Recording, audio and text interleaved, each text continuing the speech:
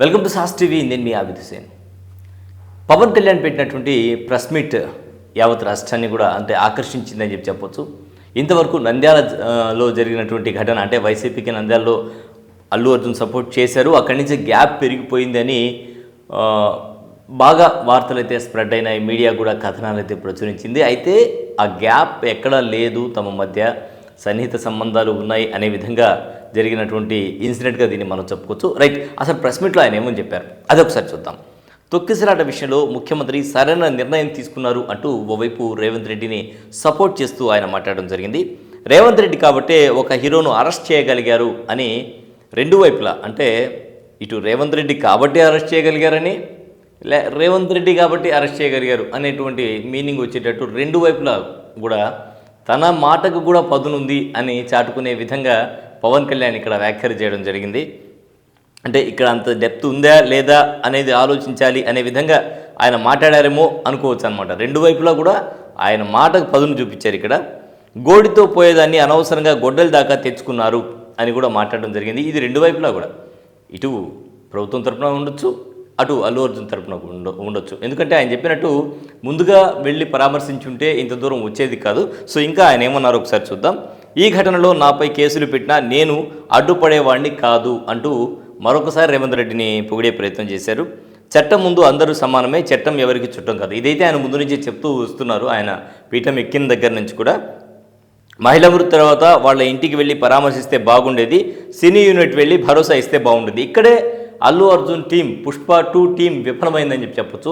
సంఘటన జరిగిన వెంటనే కనుక స్పందించి, సంఘటన జరిగిన వెంటనే ఆ బాధ్యతను కనుక వీళ్ళు తీసుకొని ఉంటే, గతంలో కూడా ఇటువంటి సంఘటనలు చాలానే జరిగాయి. మనం సోషల్ మీడియాలో చూస్తే ఎప్పుడెప్పుడు ఏ సంఘటన జరిగాయని నెటిజన్లు అయితే పెడుతూ వచ్చారు. ఆ టైంలో ఎంత రెమ్యునరేషన్ ఇచ్చారండి.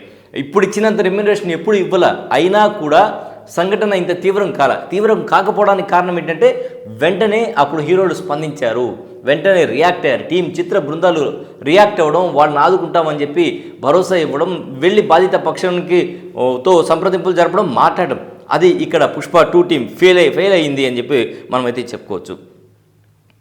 మహిళ మృతి తర్వాత వాళ్ళ ఇంటికి వెళ్ళి పరామర్శిస్తే బాగుండేది, సినిమా యూనిట్ వెళ్ళి భరోసా ఇస్తే బాగుండేది, సీఎం రేవంత్ పేరు చెప్పలేదని అరెస్ట్ చేయించాడు అనడం ఏమాత్రం సమంజసం కాదు అని కూడా స్టేట్మెంట్ ఇవ్వడం జరిగింది. ఖచ్చితంగా ఎవరికైనా కూడా తన పేరు చెప్పలేదనేటువంటి కక్ష పెట్టుకొని ఇలా చేస్తారంటే ఏ ముఖ్యమంత్రి అలా చేయరు, చేసేటువంటి అవకాశాలు కూడా లేవు. ఎందుకంటే తన పేరు చెప్పలేదు కాబట్టి అంత కక్ష పెట్టుకొని వ్యక్తిగతంగా నేషనల్ మీడియాలో ఇక్కడ రేవంత్ రెడ్డిని మైనస్ చేస్తూ కూడా చాలామంది మాట్లాడారు. సో తన మీద కూడా తెచ్చుకోరు కదా. సో అది కరెక్ట్గా చెప్పడం జరిగింది. ఆయన సినీ పరిశ్రమ అభివృద్ధికి రేవంత్ రెడ్డి మద్దతు ఇస్తున్నారు. ఇప్పుడు మీటింగ్స్ జరిగిన తర్వాత ఆయన ప్రకటించినటువంటి హాలీవుడ్ స్థాయిలో మన సినీ పరిశ్రమ పెరగాలి, ఆ స్థాయికి తీసుకెళ్ళాలి, దానికి కావాల్సినటువంటి సలహాలు సూచనలు నాకు ఇవ్వండి అని రేవంత్ రెడ్డి చెప్పారు. ఆ మాటను ఇక్కడ పునరుద్ఘాటించడం జరిగింది మన పవన్ కళ్యాణ్. అభిమానులకు అభివాదం చేయాలని ప్రతి హీరోకు ఉంటుంది. ఇటు తన మేనల్లుని వెనకేసుకొని వస్తున్నారు, ఒకసారి చూడొచ్చు. అభిమానులకు అభివాదం చేయాలని ప్రతి హీరోకు ఉంటుంది. ప్రస్తుతం హీరో థియేటర్కు వెళ్ళి సినిమాలు చూసే పరిస్థితి లేదు. సో మేనల్లుని వెనకేసుకొస్తున్నారని కాదు, కానీ తన మేనల్లుడి మీద ఉండే అభిమానం కావచ్చు, ఒక హీరోగా ఆయన చెప్పినటువంటి మాట, ప్రధానంగా ఒక హీరోగా ఆయన చెప్పినటువంటి మాటగా తీసుకోవచ్చు. ఎందుకంటే హీరోల్ని చూడాలి అని మనం చిన్న హీరోసు లేదంటే హీరోయిన్స్ వచ్చి షాపింగ్ మాల్స్ ఓపెనింగ్ చేస్తూ ఉంటే ఎంతమంది క్రౌడ్ ఉంటారో తెలిసిందే. ఇప్పుడు మన అల్లు అర్జున్ వరల్డ్ వైడ్ స్టార్గా మారిపోయారు కదా ఆయన పుష్ప 2తో. సో అంత పెద్ద స్టార్ని చూడాలని ఎవరికి ఉండదు.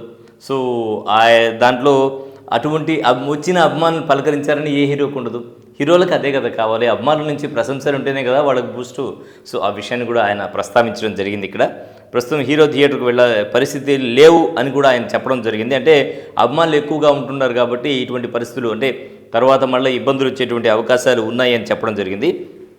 తన వల్లే ఒకరు చనిపోయారనే వేదన అల్లు అర్జున్లో ఉంది. సో అల్లు అర్జున్కి ఆ బాధ ఉంది. ఆయన మొదటి నుంచి కూడా 15 రోజులు నేను ఎక్కడికి వెళ్ళలేదనే విషయం కూడా మీడియా ముందు చెప్పారు కదా, చాలా ఇదిగా ఉన్నాను నేనని.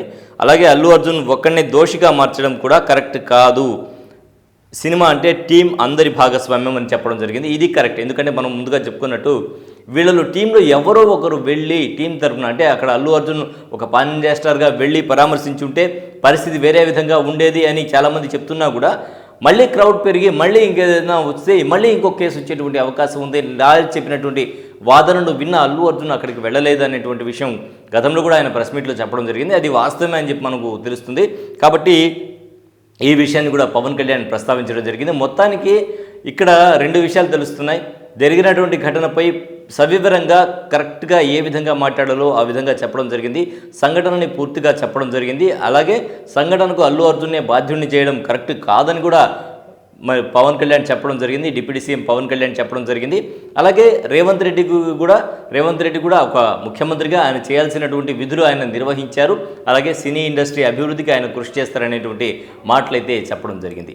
సో మొత్తానికి ఓవరాల్గా ఈ మొత్తం ఎపిసోడ్ వల్ల తెలిసేటువంటి ఒకే ఒక విషయం ఏంటంటే అల్లు అర్జున్ని దీన్ని పుష్ప 2కు సంబంధించి సంధ్యా థియేటర్లో జరిగిన సంఘటనకు బాధ్యులను చేయడం కరెక్ట్ కాదు. నంబర్ 2, మెగా ఫ్యామిలీకి అల్లు ఫ్యామిలీకి ఉండేటువంటి విభేదాలు తారాస్థాయికి చేరాయి అని ఏదైతే మాటలు వస్తున్నాయో వీటన్నిటికి కూడా ఫుల్ స్టాప్ పడింది అని మనం ఇక్కడ చెప్పుకోవచ్చు. ఇది ఇవాల్టి స్పెషల్ రిపోర్ట్. మరో రిపోర్ట్లో మళ్ళీ కలుద్దాం. అంతవరకు సెలవు. నమస్కారం.